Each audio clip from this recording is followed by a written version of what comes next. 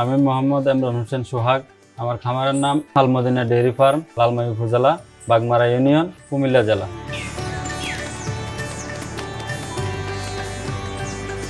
40টা গরু আছে এখন বর্তমানে। খামারে প্রায় 60টা গরুর মতো জায়গা আছে। 2019 সালে খামার শুরু করছি। আমি আসলে শখের বসে করছি। গ্রাজুয়েশন কমপ্লিট করার পরে খামারে শুরু করছি। আমি খামারের শুরুতে আমার আব্বাই সবকিছু করছে, পরে আমি আস্তে আস্তে শিখছি।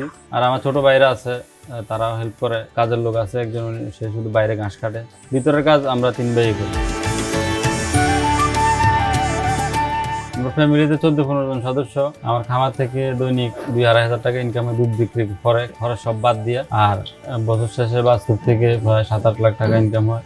খামার শুরু করার পরে আমি তো আসলে খাদ্য সম্বন্ধে ধারণা ছিল না, বাজারে যেটা পাইছি ওইটা খাওয়াইছি। নারিশের প্রতিনিধি আমার কাছে আসে, পরে ওনারা ভিজিট করে, ওনারা পরামর্শ দেয়। পরামর্শ দেওয়ার পরে আমি ওনাদের খানা দেখি। দেখার পরে আমার অনেক দিকে উপকার হয়েছে। গরুর গ্রোথ, দুধের কোয়ালিটি, দুধ বৃদ্ধি। এই কারণে আমি নারিশের সাথে আসি। নারিশকে আমি ভালো মনে করি, আমার কাছে ভালো লাগে।